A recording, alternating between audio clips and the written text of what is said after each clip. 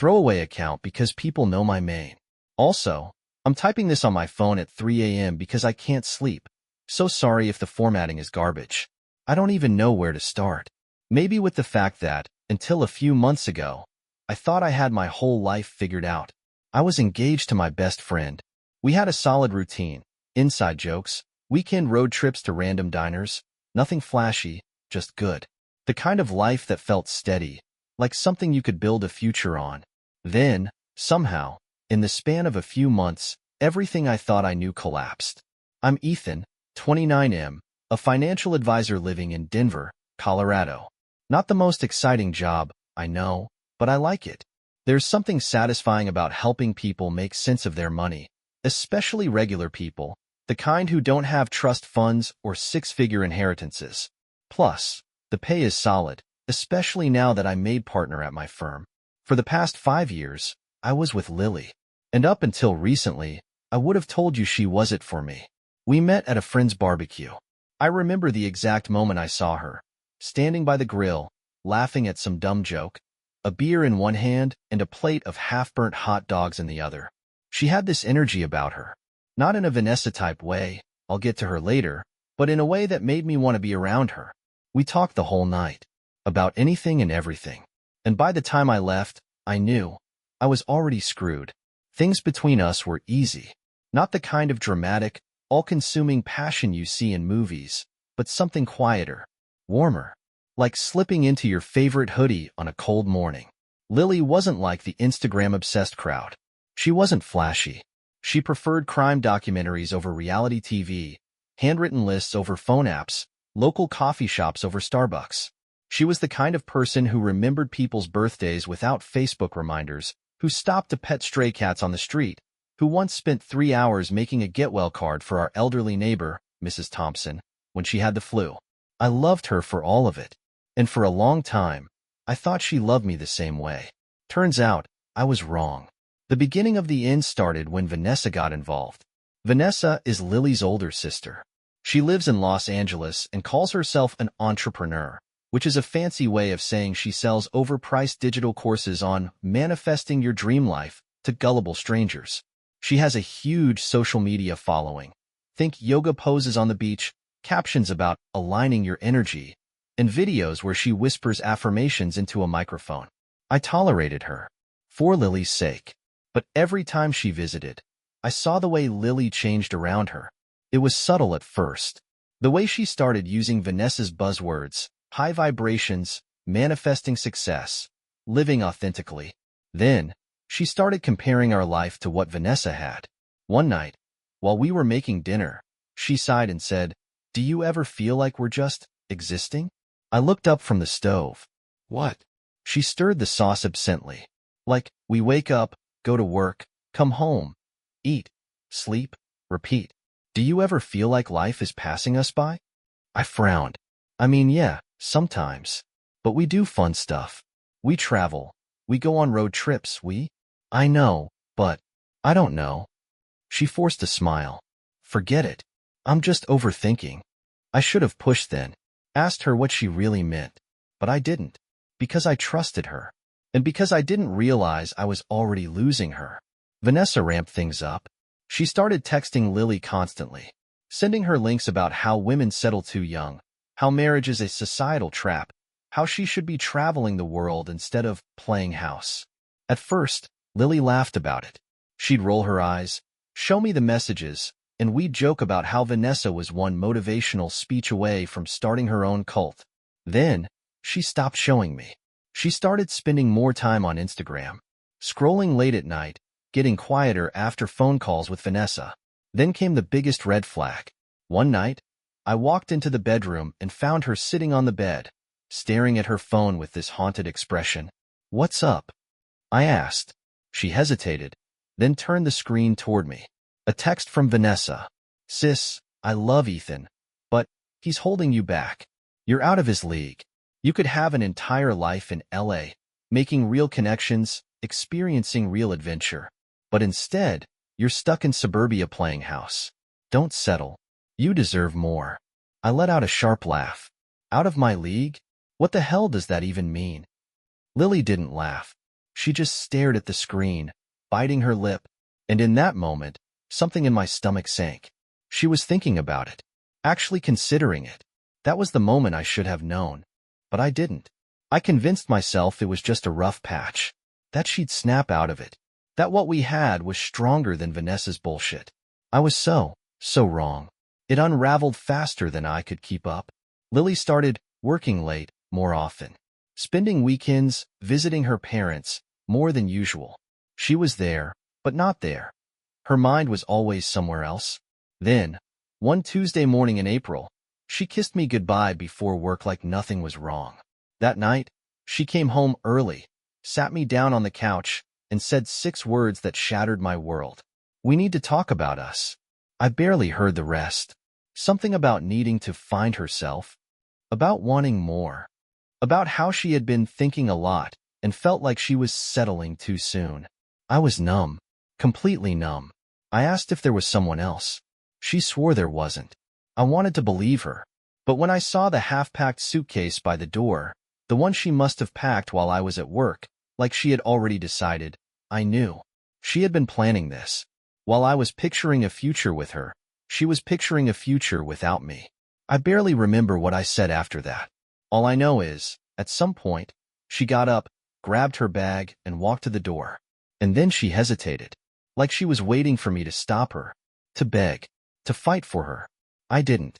I just stared, arms crossed, heart pounding, waiting for her to realize that whatever reaction she was hoping for, she wasn't getting it. Her lips parted slightly, like she wanted to say something.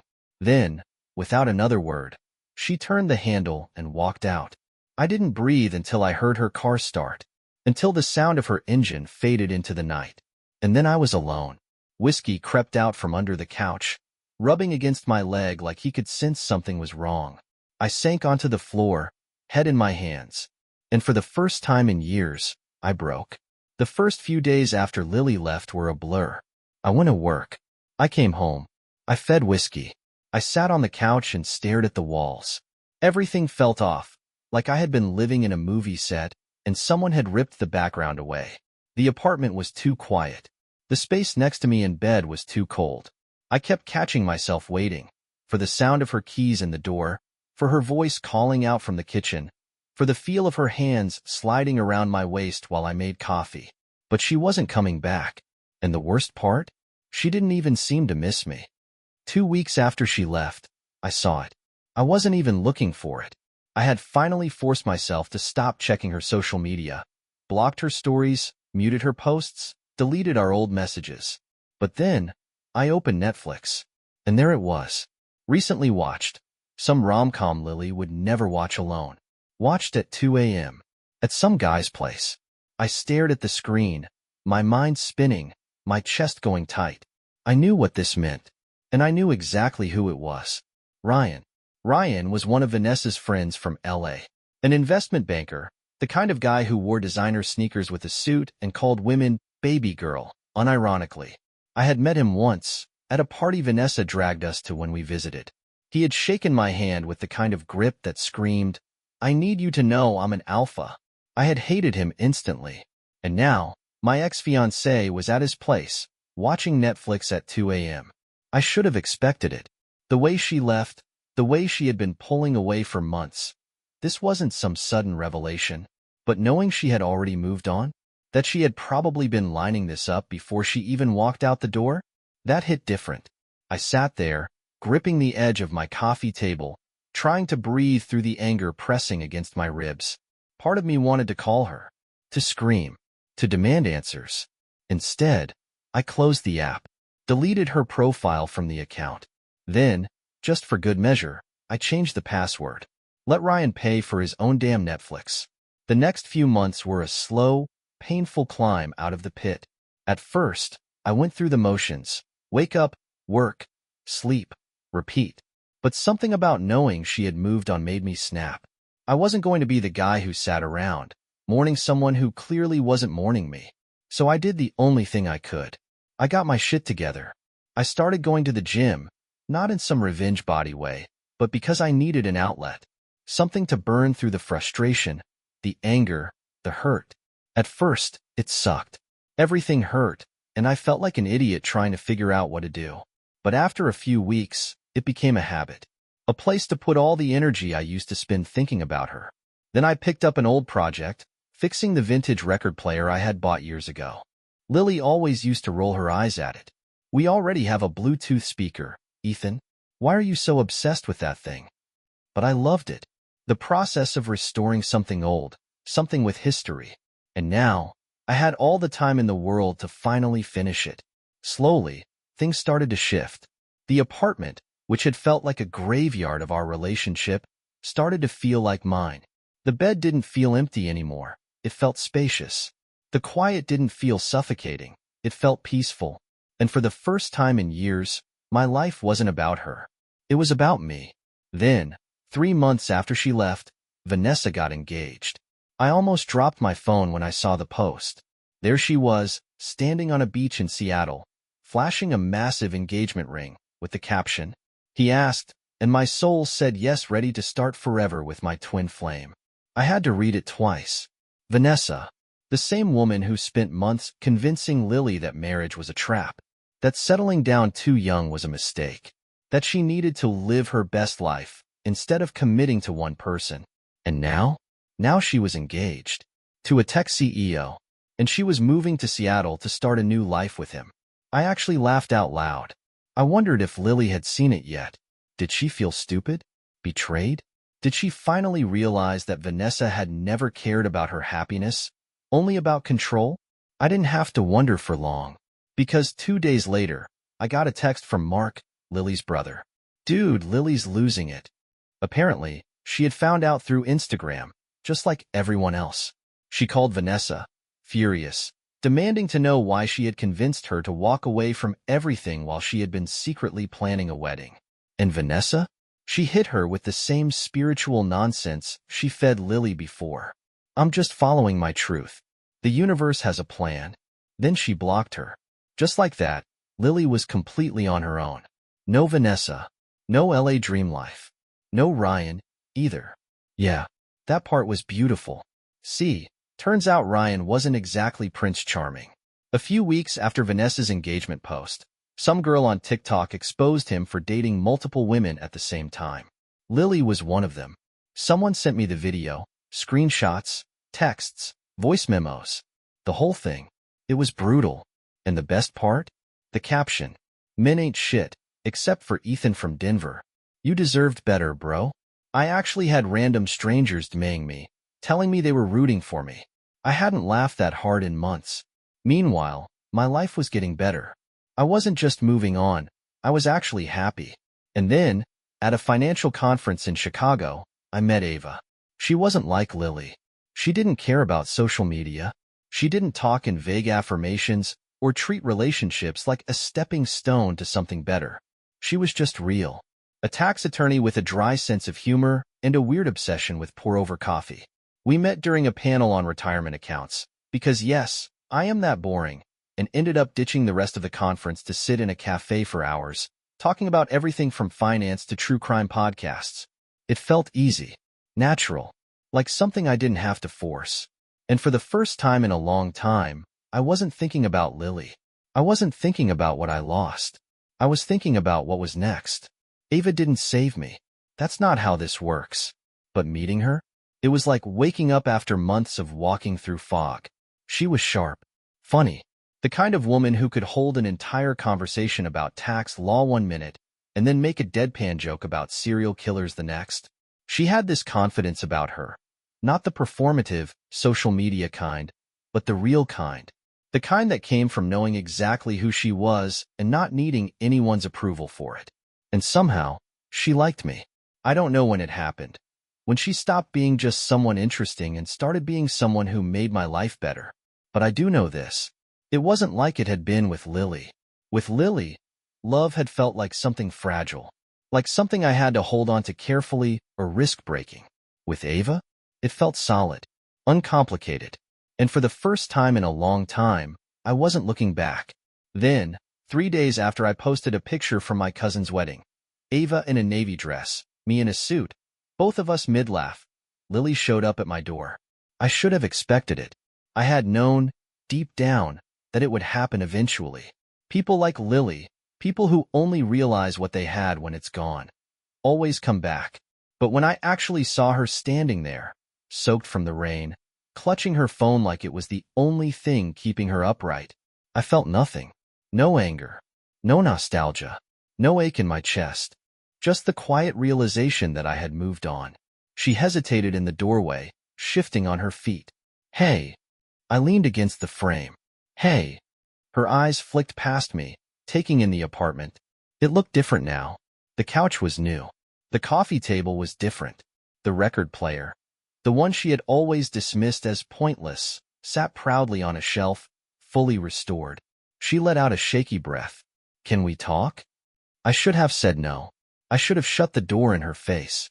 But instead, I stepped aside. Not because I wanted her back, but because I wanted to see it. See her realize what she had lost. She stood in the middle of the living room like she didn't know what to do with herself. For a long time, neither of us spoke. Then, finally, she exhaled and said, I made a mistake. I didn't react. She looked down, twisting her hands together. I was stupid. I let Vanessa get in my head. I thought I needed more. She let out a bitter laugh. Turns out, all I needed was what I already had. I crossed my arms. Which part? She blinked. What? I tilted my head. Which part was the mistake, Lily? Walking out? Lying about why you left? Planning the whole thing behind my back? Or was it Ryan? She flinched. That wasn't. I didn't. I arched a brow. You didn't what? Didn't mean to end up at his place at 2 in the morning? Her mouth opened, closed, and for the first time, she looked ashamed. I should have felt satisfaction. I should have felt some kind of twisted victory in seeing her regret everything. But all I felt was tired. She took a step closer. Ethan, I miss you. I miss us. I exhaled through my nose. Yeah. She nodded quickly, her eyes searching mine. Yes. I want to come home. I didn't answer right away. Instead, I walked to the counter, picked up my phone, and opened my photos. Then, without a word, I turned the screen toward her. It was the picture from my cousin's wedding. Ava and me. Smiling. Happy. Lily's breath caught. She stared at it for a long time, something crumbling behind her eyes. I met her gaze. You don't live here anymore. Silence. Her hands clenched at her sides. Ethan, you weren't confused, I said quietly. You weren't lost. You made a choice. She swallowed hard. And so did I. She didn't cry. She didn't beg. She just stood there, shoulders shaking, staring at the floor. Then, slowly, she turned toward the door. She hesitated, just for a second, her fingers tightening around the handle, and then she asked, in the softest voice, like she already knew the answer, Are you happy? I thought about Ava, about how we spent last weekend building a ridiculous blanket fort in my living room because it was raining and we were bored, about how she sent me terrible puns in the middle of work meetings just to make me laugh, about how, for the first time in a long time, my life felt good. I met Lily's eyes. Yeah, I said.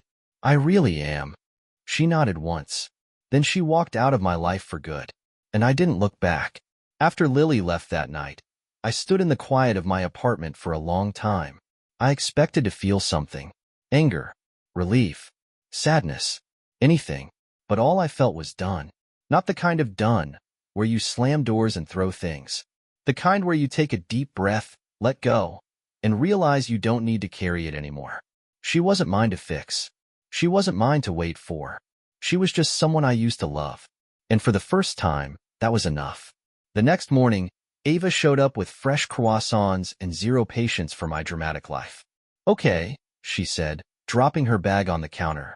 Tell me everything. I smirked. You brought emergency butter? She raised an eyebrow. I came prepared for disaster. I told her everything. The rain, the apology, the way Lily had looked at me, like she couldn't believe I had actually moved on. Ava listened, sipping her coffee, only interrupting to mutter things like, Jesus Christ, and, of course, Vanessa ghosted her. That woman is a walking lawsuit waiting to happen. When I finished, she leaned back, studying me. So, she said, how do you feel? I thought about it. Really thought about it. Then I exhaled, running a hand through my hair. Good. Ava narrowed her eyes. Good as in I'm lying and about to spiral, or good as in I can finally breathe again? I smiled. Better than good, actually. Her face softened. Yeah. Yeah. I leaned against the counter, crossing my arms. It's weird. A few months ago, I thought if she ever came back, it would wreck me. But now, I just don't care anymore. Ava grinned. Look at you. Character development. I rolled my eyes, but I couldn't stop smiling. Because she was right. The weeks that followed felt different. Lighter. For the first time in a long time, I wasn't looking over my shoulder, waiting for the past to catch up with me. Lily wasn't some shadow haunting my life anymore. She was just someone from my past, a chapter one had closed. And Ava? Ava was something else entirely. We took things slow. No rush, no expectations. Just us. We spent weekends exploring new coffee shops and debating whether pineapple belonged on pizza. It absolutely does. Fight me. One night, she made me sit through an entire documentary on tax law, insisting it was actually really interesting. In retaliation, I made her watch a 5-hour YouTube deep dive on vintage record players. Somewhere in the middle of it all, I realized something. Loving Ava wasn't like loving Lily. It wasn't fragile. It wasn't something I had to hold on to carefully, afraid it would slip away. It was solid. Easy. The kind of love that didn't need grand gestures or perfect Instagram captions. It was in the way she sent me dumb finance memes in the middle of the day. The way she always stole the blanket at night, but made sure I had coffee ready in the morning. The way she didn't complete me. She just made me realize I had never needed to be completed at all. I wasn't looking for a missing piece anymore. I was whole. A few months later, I got a text from Mark. Thought you'd want to know. Lily moved back home. I stared at my phone for a second, then typed back. How's she doing? She's figuring things out. No more influencer bullshit. Just working, trying to rebuild. I think she finally sees what she lost. I nodded to myself. Good. Not because I wanted her to suffer, but because I hoped, someday, she'd find real happiness. Not the kind that needed filters and fake affirmations. Not the kind that came from chasing someone else's version of success. I hoped she'd learn that real life wasn't about being out of someone's league or choosing yourself at the expense of others. It was about the small things. The quiet mornings. The inside jokes. The way someone reaches for your hand without thinking. She had all of that once, and she threw it away. But that wasn't my problem anymore. I put my phone down and looked over at Ava, who was sitting on my couch, completely focused on some legal brief, her brow furrowed in concentration. She glanced up. What? I smiled. Nothing, I said. Just thinking about how lucky I am. She rolled her eyes. God, you're such a sap. I laughed. Yeah. And for the first time in a long time, I wouldn't change a thing. A year ago, if you had told me I'd be here, standing in my kitchen on a Sunday morning, watching Ava struggle to flip a pancake without destroying it, I wouldn't have believed you. But here I was. And for the first time in a long time, I wasn't waiting for the other shoe to drop. I wasn't waiting for someone to change their mind about me. I wasn't wondering if I was enough. I was just happy. Okay, wait, I've got it.